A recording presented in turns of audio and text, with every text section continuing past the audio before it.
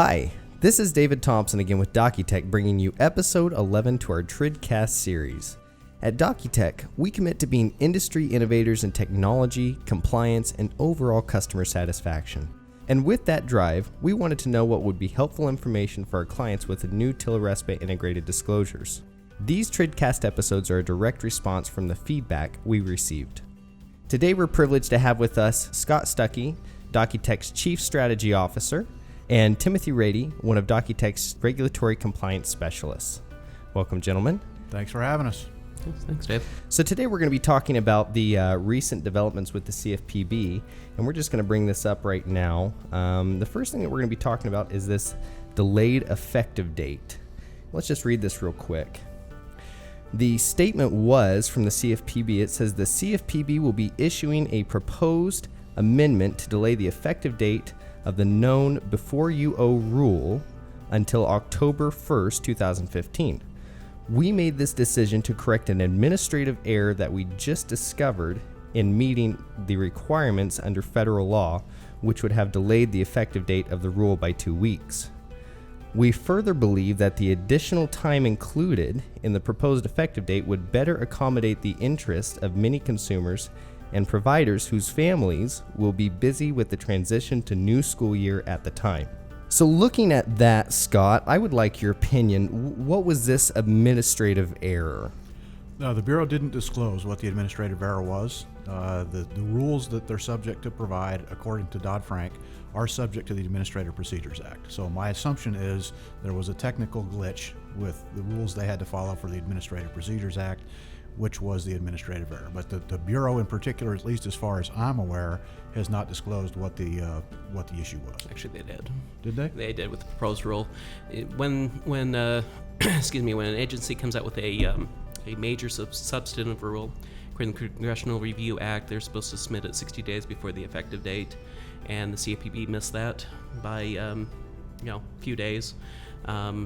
So if they ended up submitting it back on June 17th, which would have given TRID an effective date of August 17th, they decided to delay it because it's being delayed anyway. Got it. Until October 3rd. Because the stuff I read, I didn't see where they had missed it. So. Right. They just came out with that yesterday. Okay. So in regards to that last little snippet, it looks like they stated that this was going to accommodate the interests of many consumers and providers whose families will be busy with the transition to the new school year. I'm hearing a lot, just kind of in the grapevine, that some people might not be ready for TRID. Is that statement true? Well, I think there's a lot of concern within the industry, and the industry had lobbied hard for a delay or for a reprieve. I can't speak to how many clients or providers may or may not be ready. It's obviously a big regulatory deadline. One of the concerns with the deadline was that it's effective after August 1st, and there's not any kind of a trial or a roll-in period. So I think the industry in general is got a little bit of relief that they've got some more time to work on getting things straightened out and put in order. But it's hard to say how many people may or may not be ready. So does that mean that DocuTech will be changing their effective dates in light of this statement from the CFPB? In terms of our readiness to comply with the rule, no. We're business as usual. We have our product out and ready. We're working with our partners to confirm testing and make sure that we're ready to go effective 8/1. Keep in mind the proposal has not been approved. It has to receive comment yet. It's not official as far as I know. So DocuTech's approach to this is business as usual. We'll be ready to support our clients for 8/1. If there's more additional time, it'll allow us to do more testing and round more things out. I see. So, kind of a wrap up on that. How should lenders approach this delay? I mean, should they take anything else into consideration, or how should they look at this statement? Well, keep in mind that for lenders, for providers like DocuTech, this is about providing documents that are new and supporting a business process. For lenders, it's a huge undertaking. They've got to train employees. They've got to change the way they do business. The way loans close is going to change forever. It's a much bigger initiative for a lender than it is for a doc provider, a compliance provider like DocuTech. From my perspective, this gives lenders time to make sure that they've got their training and their documentation and their process change in place and underway. Gives them time to do more testing on their technology to make sure it's going to work the way that they anticipate it to. But the net is they're going to have to be ready on 10/1. I think the opportunity available to lenders is to comment on the proposed rule and ask for the possibility of a phase-in or for some confirmation on delayed regulatory enforcement after the 10/3 date. Those are the opportunities that are available to lenders now that I think is worth them taking advantage of. I see. So let's look at, let's talk about this sensitive oversight statement. I know this was another statement that was put out by the CFPB kind of around the same time frame.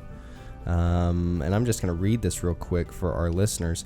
I have spoken with our fellow regulators to clarify that our oversight of the implementation of the rule will be sensitive to the progress made by those entities that have squarely focused on making good faith efforts to come into compliance with the rule on time.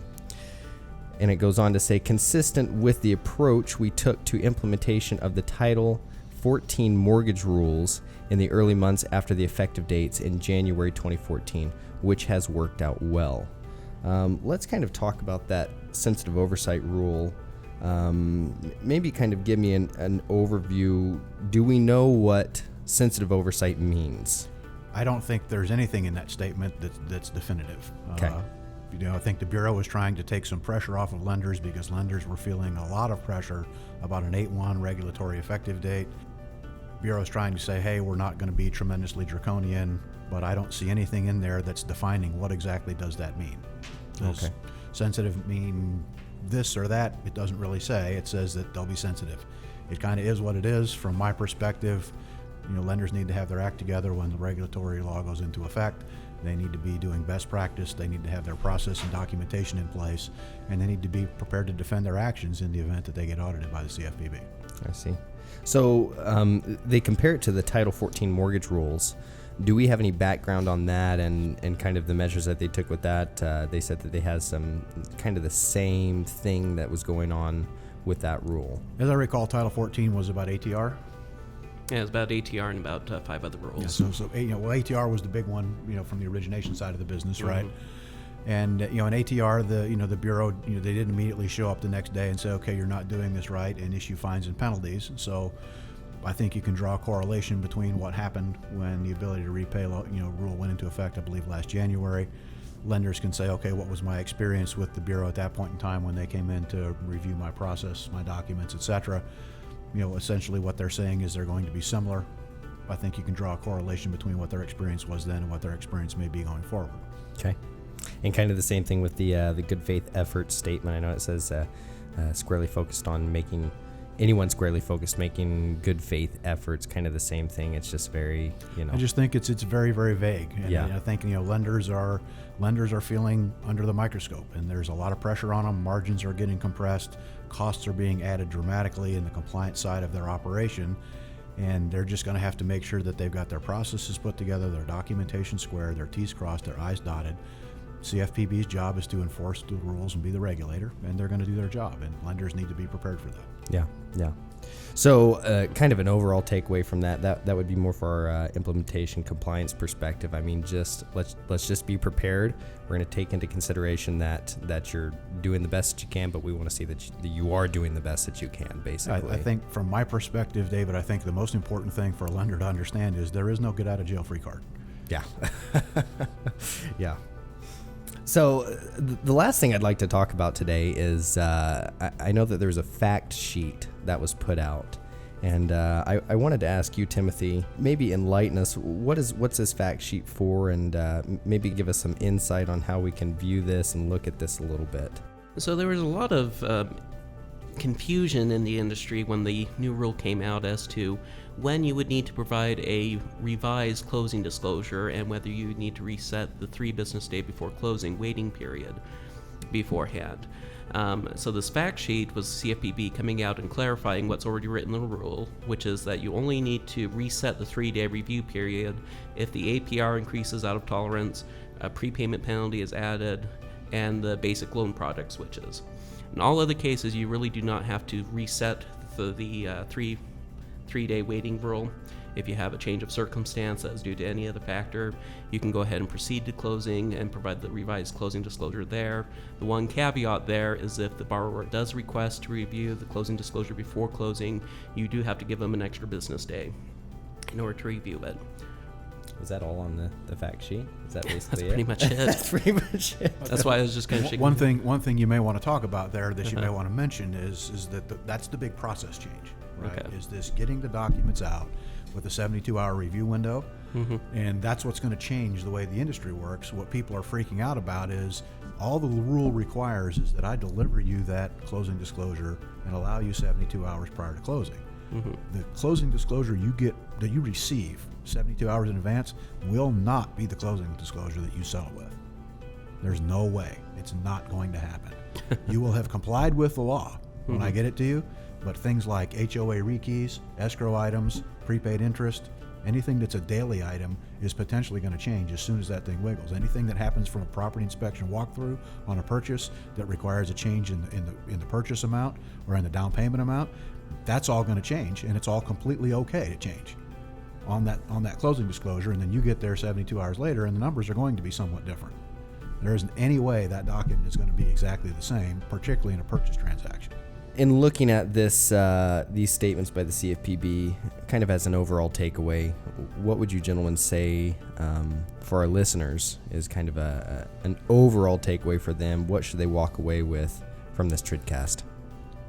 My take is business as usual. Be prepared as soon as you can be prepared. Take advantage of the opportunity to comment on the proposed rule. We're recommending that people comment to say they're in favor of the delay, and they're also in favor of a phased roll-in approach, and they're in favor of a delayed enforcement by the CFPB. Yeah, that'd be my takeaway as well. Nothing is set in stone yet. The proposed rules are still proposed. It's proposed to delay until October 3rd. That could very well change depending on the comments that are received. They could delay it out. According to the rationale they gave it during the comment period is that they didn't see any reason to delay it further than October 3rd. They would need to see some hard facts, some statistics to show how this would dramatically increase costs for both consumers and industry participants. And so it's possible that it could be October 3rd. It could be possible that's sooner. It could be possible that's later, depending on what kind of comment and feedback they get from the industry at large. Well, thank you both for being here today, and thank you for your insight. It's very valued. For all of our viewers, DocuTech would love to answer any of your integrated disclosure questions, so please submit your questions to trid@docutechcorp.com. Our next episode will be on July 14th at 10 a.m. Mountain Standard Time, where we will be discussing the projected payment tables on the loan estimate and closing disclosure. To learn about DocuTech, see a previous episode, or get a copy of today's show sheet, visit our website at www.docutechcorp.com. You can also reach a member of our team at 800-497-3584. And again, thanks for watching.